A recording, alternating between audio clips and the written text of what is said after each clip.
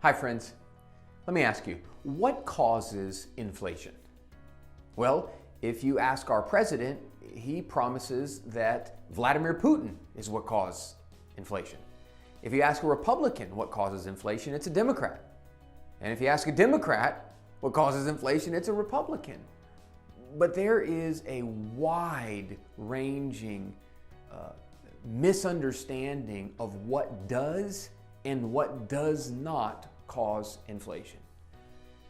Going back to 2008, which is our last economic recession as a country, from 2008 through 2015, the Fed funds rate was 0%.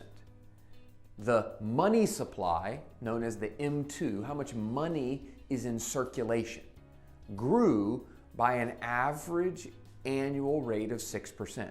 So 2008 to 2015, Fed funds rate is 0, and the money supply grew by 6% annually.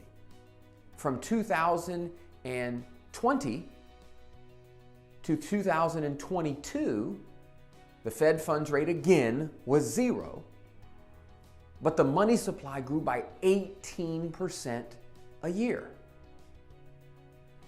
Raising the Fed funds rate does not and will not stop inflation, because we've decoupled or delinked interest rates and money supply by artificially holding rates as low as we did, and by doing unprecedented things, the printing of money, the giving of money, and the economic shutdowns. We have decoupled money supply and interest rates.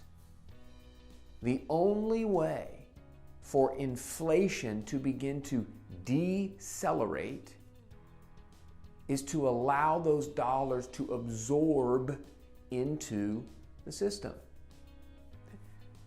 If you had 10 apples and $10, each apple costs $1.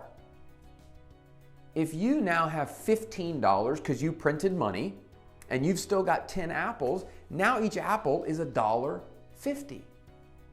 How can you make those apples cost $1 again? You need 5 more apples. So you have $15 and 15 apples. Well, how do you get 5 more apples? You plant them, you water them, you harvest them, and then you sell them.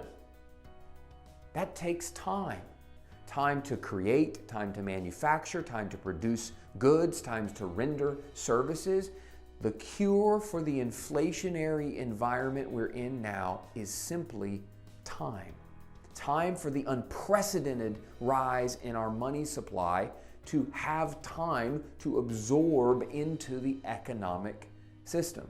So as investors, what should you be doing while this influx of money, the increase in the M2, makes its way into our system? Number one is make sure that you own quality investments, because inflation will bring non-quality companies to their knees. Number two is own inflation participating assets. And number three is understand your risk. Inflation is here to stay. We've got some early signs that it might have peaked, which simply means it's not continuing to rise. But we've got to go through a flatlining process and then ultimately a slow deceleration. This kind of inflation could be here for 3 to 5 years.